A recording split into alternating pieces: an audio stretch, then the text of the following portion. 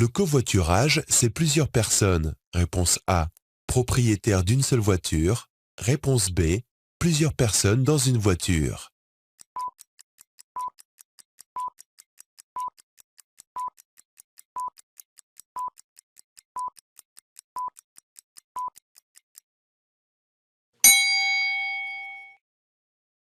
Explication. Le covoiturage réduit la pollution de l'air en rentabilisant l'usage d'un seul véhicule et autant de possibilités de réduire les dépenses avec les covoiturés. C'est donc se déplacer à plusieurs dans une seule voiture. Ma consommation de carburant sera plus importante si j'adopte. Réponse A. Une conduite souple. Réponse B. Une conduite nerveuse.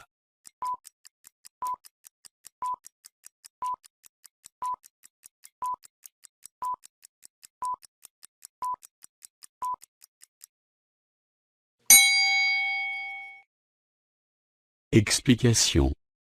Entre une conduite souple, c'est-à-dire avec des accélérations modérées, avec une anticipation des mouvements des véhicules devant moi et une conduite nerveuse, c'est-à-dire avec de fortes accélérations, souvent inutiles et des freinages tout aussi brusques, la différence de consommation peut atteindre 40%. La consommation de carburant peut augmenter si mes pneus sont sous-gonflés. Réponse A. Oui. Réponse B. Non. Surgonflés. Réponse C. Oui. Réponse D. Non.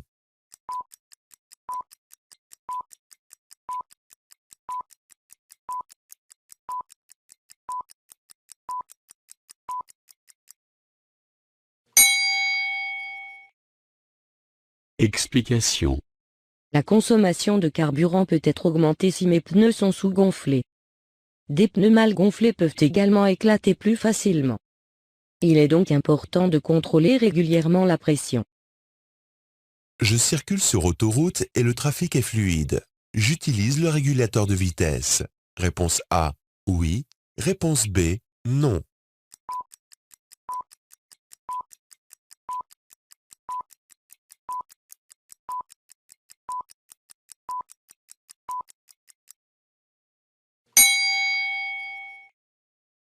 Explication. Si je circule sur autoroute et que le trafic est fluide, j'utilise le régulateur de vitesse afin de faire des économies de carburant et ainsi moins polluer.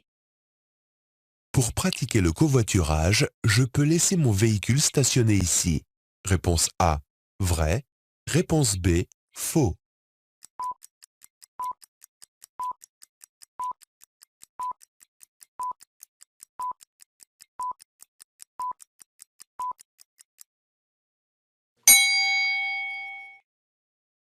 Explication. Comme l'indique le panneau, je suis sur un parking destiné au covoiturage. Je peux donc laisser mon véhicule stationné ici le temps de mon covoiturage. Les véhicules les moins polluants sont de catégorie. Réponse A. A+. Réponse B. A. Réponse C. C. Réponse D. G.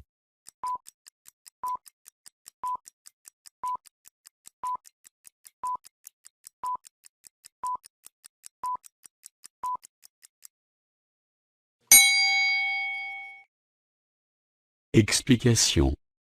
L'étiquette énergie indique une répartition en cette classe. Les véhicules de la catégorie A sont les moins polluants. Le code A n'existe pas. Dans cette situation, réponse A. J'accélère jusqu'au feu rouge. Réponse B. J'utilise le ralenti moteur du véhicule.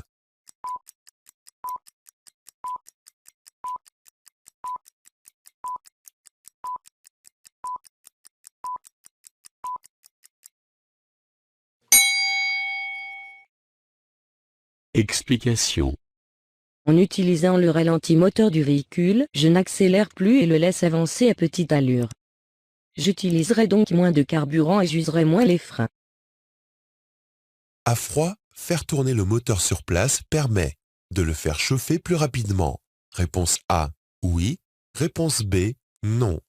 D'économiser la mécanique. Réponse C. Oui. Réponse D. Non.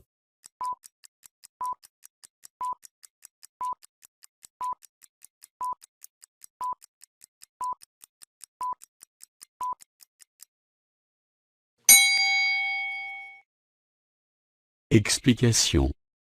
Un moteur froid consomme plus et s'use davantage. Le moteur va chauffer moins vite, de façon moins homogène et le carburant utilisé ne sert pas à avancer, donc cela provoque du gaspillage. Dans cette forte montée, il est recommandé de réponse A. Doser son accélération pour monter. Réponse B. Accélérer fortement pour prendre rapidement de l'allure.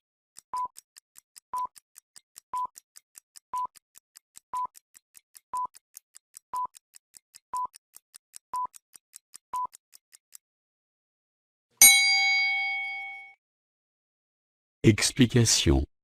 Il est recommandé de doser l'accélération pour éviter une surconsommation importante due à un régime moteur trop élevé.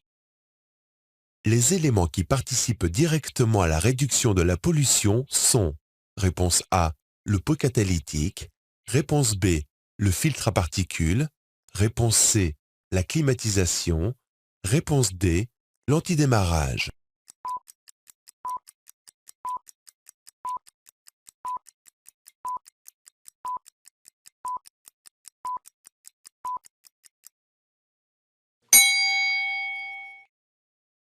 Explication. Le pot catalytique est obligatoire sur toutes les voitures à essence neuve. Il transforme les résidus imbrûlés en oxygène et dioxyde de carbone. Le filtre à particules équipant un moteur diesel retient les particules imbrûlées et assure leur combustion. L'avantage écologique est déterminant. Le pot catalytique permet de réduire les rejets de polluants. Réponse A. Oui. Réponse B. Non. Il est obligatoire. Réponse C. Oui. Réponse D. Non.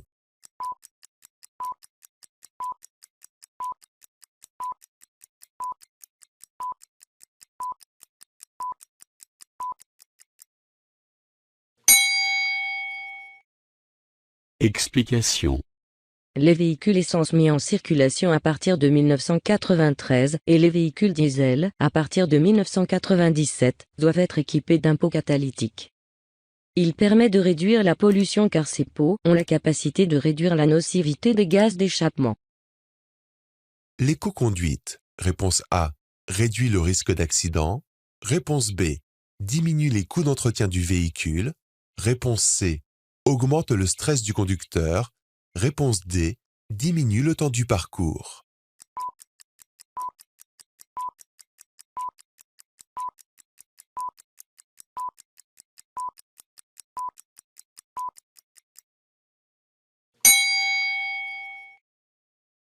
Explication.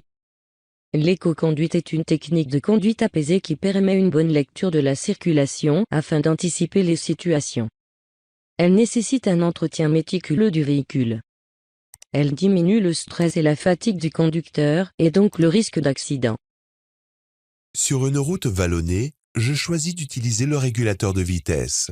Réponse A. Oui. Réponse B. Non. Le limitateur de vitesse. Réponse C. Oui. Réponse D. Non.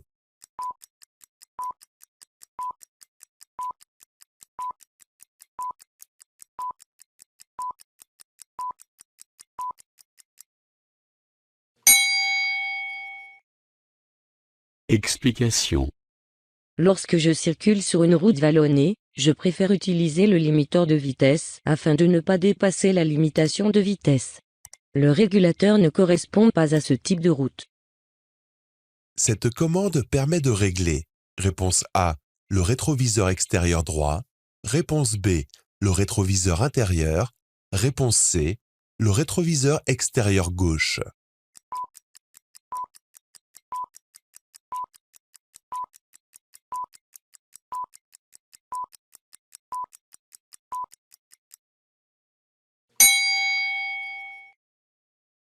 Explication. Cette commande situation sur la portière côté conducteur permet de régler les rétroviseurs extérieurs droit et gauche. Je dois veiller à toujours régler mes rétroviseurs avant de conduire afin d'avoir la meilleure visibilité possible. Choisir de circuler à vélo permet de moins subir les aléas de la circulation. Réponse A. Oui. Réponse B. Non. D'éviter les problèmes de stationnement. Réponse C. Oui. Réponse D. Non.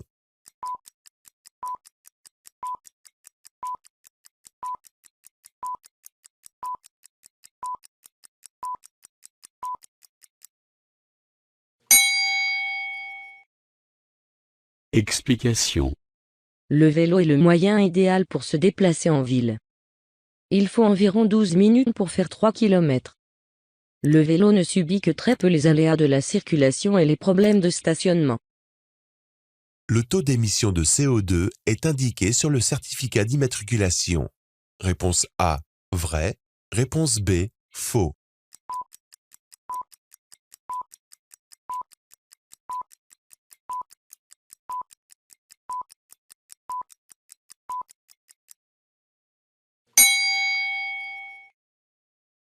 Explication. Le taux d'émission de CO2 est indiqué sur la carte grise de tous les véhicules immatriculés pour la première fois après 2004. Il est utilisé par l'administration pour calculer le montant de la surtaxe CO2 ou du bonus/malus écologique. Le régulateur de vitesse est une aide efficace pour l'éco-conduite. Réponse A, en montagne. Réponse B, sur l'autoroute. Réponse C, en ville.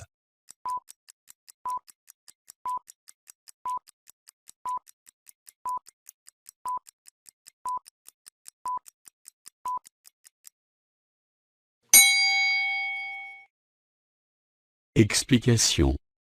Le régulateur de vitesse permet de stabiliser l'allure du véhicule. Une fois enclenché, la vitesse reste constante sur le plat, comme sur des montées et descentes. Le régulateur garde la vitesse programmée, même en côte. Il permet de faire des économies de carburant sur une autoroute. En ville, il n'est pas nécessaire à cause des arrêts et redémarrages fréquents. Adopter l'autopartage pour se déplacer permet d'utiliser la voiture rationnellement. Réponse A, oui. Réponse B, non. De réduire l'encombrement des villes. Réponse C, oui. Réponse D, non.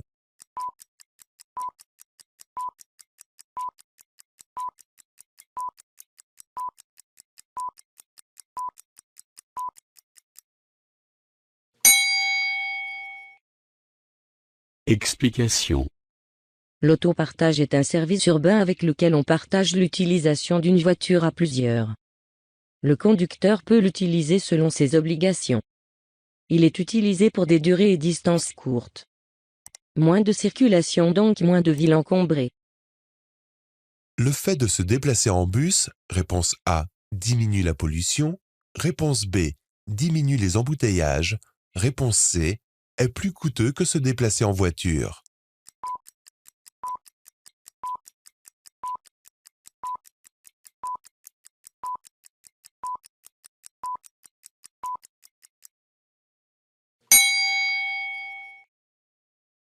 Explication. Le bus transporte beaucoup plus de passagers qu'une voiture. Il permet la diminution de la circulation, donc la diminution de la pollution et des embouteillages. L'entretien, le carburant, le stationnement revient vite cher pour l'utilisation d'une voiture. Il est donc bien moins coûteux de se déplacer en bus. Le danger annoncé par ces panneaux se trouve à environ, réponse A, 50 mètres, réponse B, 150 mètres.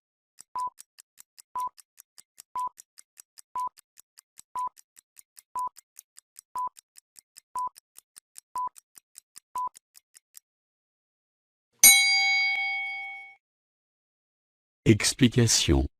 Ces panneaux de danger indiquant des travaux sur la chaussée annoncent un danger situé à environ 150 mètres, puisque nous sommes hors agglomération. Vous êtes prêts?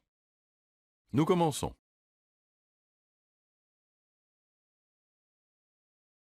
Lorsque j'achète un véhicule neuf, je peux bénéficier de réponse A, bonus écologique, réponse B, malus écologique, réponse C, aucun des deux, réponse D, un équipement anti-pollution.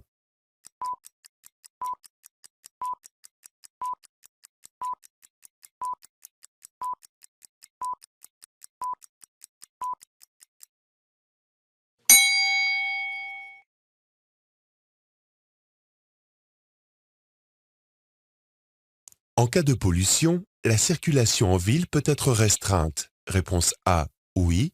Réponse B, non. La limitation de vitesse peut être réduite. Réponse C, oui. Réponse D, non.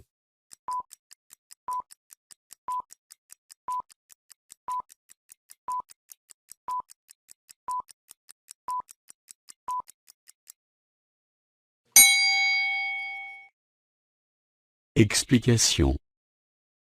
En cas de pollution, la circulation en ville peut être restreinte et la limitation de vitesse abaissée. Cela pour préserver la qualité de l'air et diminuer pollution.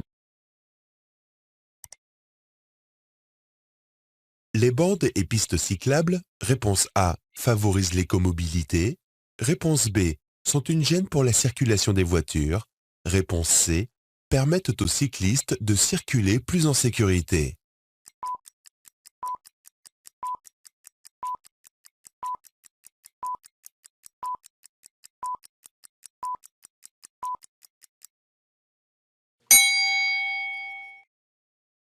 Explication.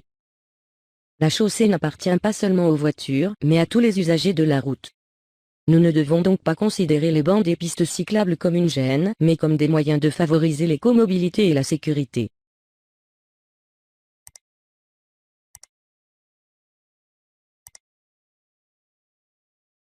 Sur une route vallonnée, je choisis d'utiliser le régulateur de vitesse. Réponse A, oui. Réponse B, non. Le limiteur de vitesse. Réponse C, oui. Réponse D, non.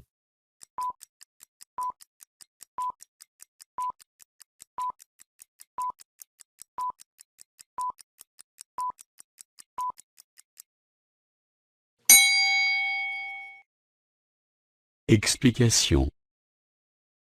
Lorsque je circule sur une route vallonnée, je préfère utiliser le limiteur de vitesse afin de ne pas dépasser la limitation de vitesse. Le régulateur ne correspond pas à ce type de route.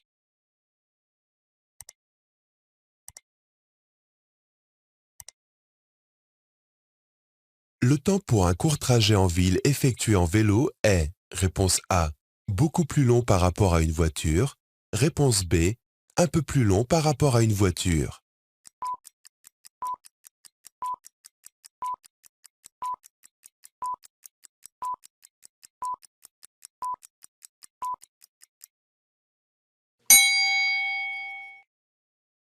Explication. Le vélo en milieu urbain est presque aussi rapide que la voiture. De plus, le stationnement de mon véhicule ajoute du temps que je n'aurai pas à perdre en vélo. Lorsque j'achète un véhicule d'occasion, je peux être soumis, réponse A, au bonus écologique. Réponse B, au malus écologique. Réponse C, à la surtaxe CO2.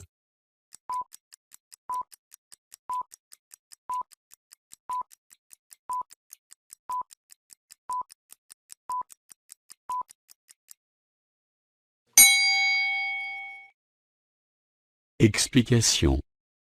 Tout achat de véhicule d'occasion mis en circulation après 2004 peut soumettre l'acheteur à payer une surtaxe CO2 suivant le degré de pollution du véhicule. Sur l'étiquette énergie est inscrit le type de carburant. Réponse A, oui. Réponse B, non. Le taux de rejet en CO2.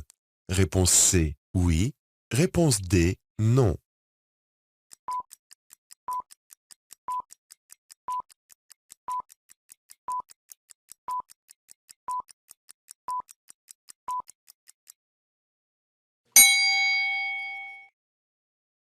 Explication.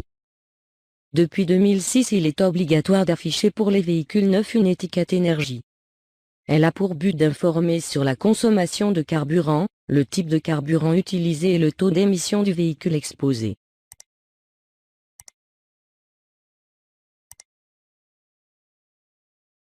Dans une descente, je peux me mettre au point mort pour réduire ma consommation de carburant. Réponse A, vrai. Réponse B, faux.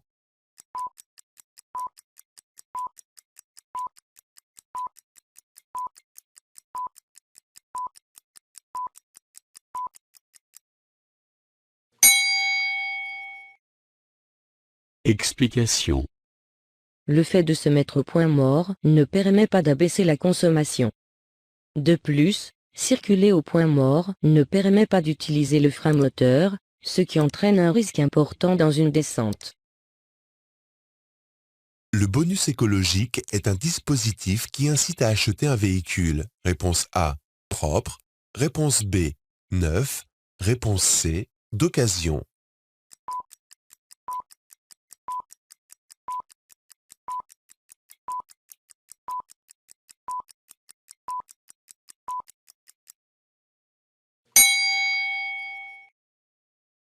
Explication. Le bonus écologique est un dispositif qui favorise l'achat d'un véhicule propre et pénalise les véhicules moins respectueux de l'environnement. Cela est valable sur les véhicules neufs. Plus le taux de rejet est faible, plus la prime est importante. C'est l'État qui verse cette prime. C'est au démarrage que la consommation de carburant est la plus importante. Réponse A, oui. Réponse B, non.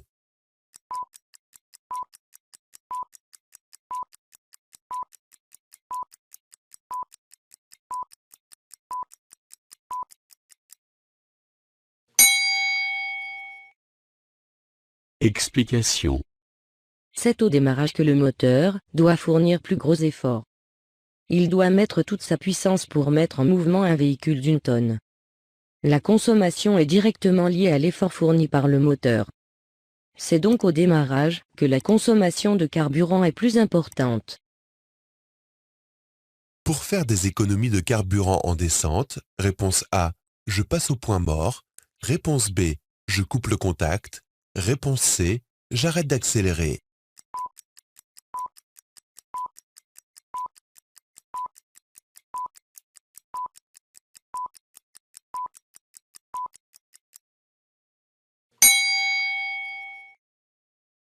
Explication. Les descentes sont des endroits où il est facile d'économiser du carburant. Passer au point mort continuera à consommer du carburant. Couper contact supprime tout équipement du véhicule comme la direction, le frein, etc. Je dois donc simplement arrêter d'accélérer et laisser descendre ma voiture grâce au frein moteur. Cela coupera l'injection quand on arrêtera d'accélérer. C'est au démarrage que la consommation de carburant est la plus importante. Réponse A, oui. Réponse B, non.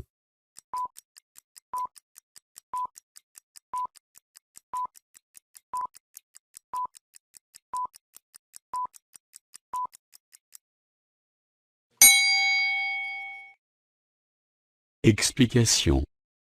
C'est au démarrage que le moteur doit fournir plus gros efforts. Il doit mettre toute sa puissance pour mettre en mouvement un véhicule d'une tonne.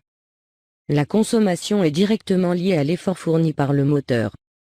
C'est donc au démarrage que la consommation de carburant est plus importante. Le système Stop and Start permet de couper le moteur automatiquement. Réponse A, oui. Réponse B, non. Le redémarrage automatique du moteur. Réponse C, oui. Réponse D, non.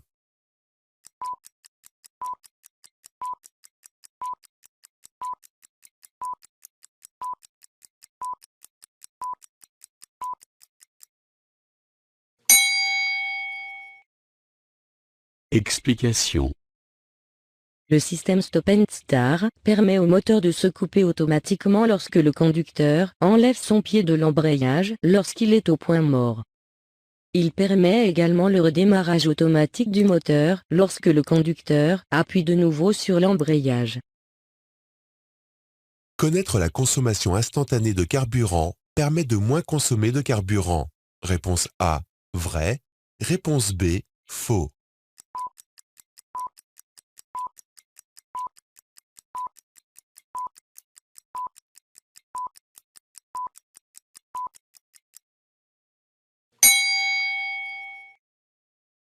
Explication. En étant attentif à mon ordinateur de bord, je peux éviter des accélérations inutiles ou de consommer trop de carburant dans des montées. Une conduite économique me permet de faire des économies de carburant. Si je roule à 130 km/h au lieu de 90 km/h, la résistance de l'air est, réponse A, constante, réponse B, multipliée par 2, réponse C, multipliée par 4.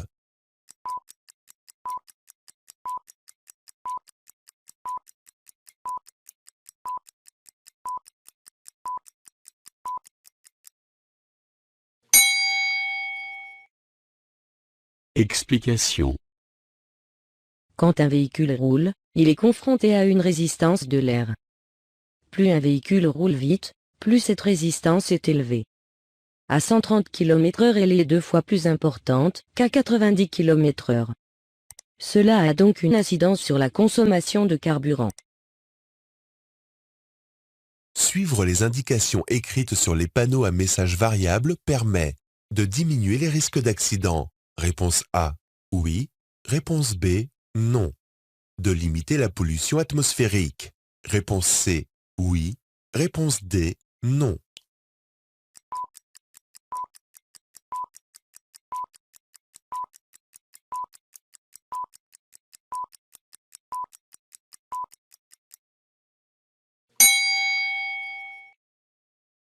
Explication. Les panneaux à messages variables sont le plus souvent implantés sur les autoroutes et voies rapides. Je dois impérativement suivre les indications écrites sur ces panneaux afin de limiter la pollution atmosphérique et de réduire le risque d'accident. Avec un véhicule essence, pour économiser du carburant, j'enclenche la vitesse supérieure quand le régime moteur atteint environ. Réponse A, 1500 tours minute. Réponse B, 2500 tours minute. Réponse C, 4500 tours minute. Réponse D, 5500 tours minute.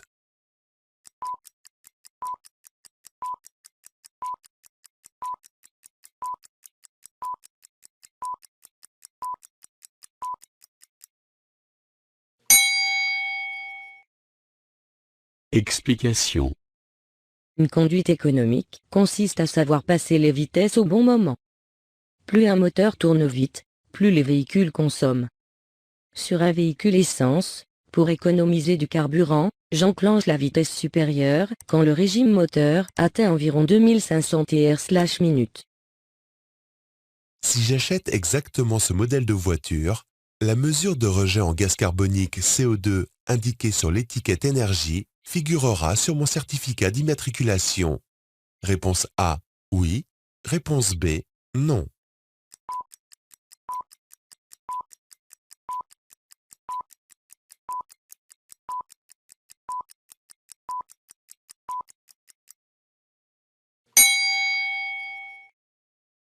Explication.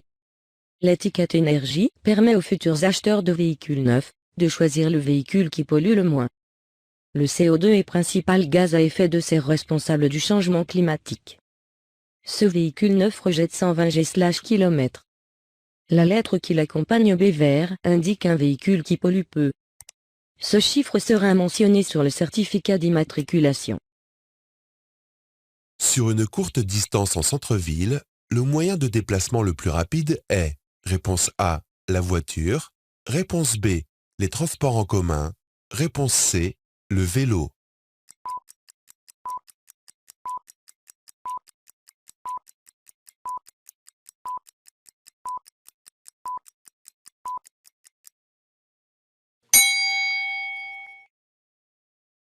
Explication.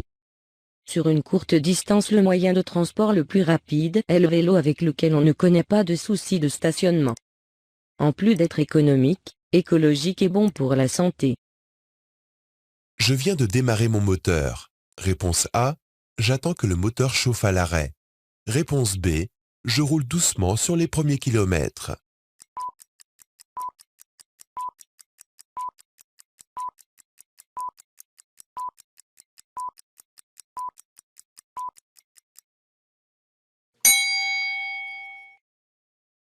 Explication. Un moteur froid consomme plus de carburant. Il est donc conseillé de circuler à une allure modérée sur les premiers kilomètres pour ne pas consommer trop de carburant. Épreuve théorique générale. On l'appelle communément épreuve du code de la route. Elle se présente sous la forme de 40 questions à choix multiples. Le candidat doit obtenir au moins 35 bonnes réponses pour être admis à cette épreuve. Elle est indispensable pour passer à l'épreuve pratique. Ce code est valable 3 ans, durée pendant laquelle l'élève devra avoir obtenu son permis de conduire. Épreuve pratique. La durée de l'examen est de 35 minutes avec 25 minutes de conduite effective, de manœuvres et de questions concernant le véhicule et la sécurité routière. L'inspecteur va évaluer les capacités du candidat sur différents réseaux routiers. À l'issue de l'épreuve, en cas de réussite, un certificat provisoire valable 2 mois est délivré au candidat. Ce certificat tient lieu de permis en attendant que la préfecture réalise le document original. La durée de la formation pratique est de 20 heures minimum. C'est l'enseignant de la conduite qui, lors de l'évaluation initiale de départ, définira le nombre d'heures nécessaires, en fonction des attitudes du candidat. Celle-ci est variable selon les qualités de l'élève. Un livret d'apprentissage est remis à chaque élève. Ce document justifie que la personne est en phase d'apprentissage du permis, dans une auto-école. Ce livret permet à l'élève d'évaluer sa progression. Le permis B est requis pour conduire tout véhicule automobile affecté au transport de personnes, 8 places assises plus le conducteur, ou au transport de marchandises, dont le poids total autorisé en charge n'excède pas 3,5 tonnes, dont le poids total autorisé en charge n'excède pas 3,5 tonnes, dont le de la remorque attelée ne dépasse pas 750 kg, dont le poids total autorisé en charge n'excède pas 3,5 tonnes, dont le de la remorque attelée, bien que dépassant 750 kg, est inférieur au PV poids vide de la voiture et dont le total, véhicule remorque, est inférieur ou égal à 3500 kg. Conditions requises pour se présenter à l'examen. L'examen peut être passé à partir de 17 ans et demi ou 16 ans, dans le cadre de l'apprentissage anticipé de la conduite pour les épreuves théoriques, et 18 ans pour les épreuves pratiques. Depuis le 1er janvier 2004, le candidat doit être détenteur de l'attestation de sécurité routière ASR, ou de l'attestation scolaire de sécurité routière de deuxième niveau ASSR. Si le candidat souffre d'un handicap, il lui est nécessaire de saisir préalablement la commission médicale départementale, qui définira les conditions de validité de son permis et les aménagements du véhicule. L'examen se décompose en une épreuve théorique et une épreuve pratique. Lors de cette dernière, qui dure 35 minutes, l'examinateur pose des questions orales au candidat. En cas de réussite, l'attestation de réussite de couleur jaune est valable 2 mois. Elle ne permet pas de conduire à l'étranger.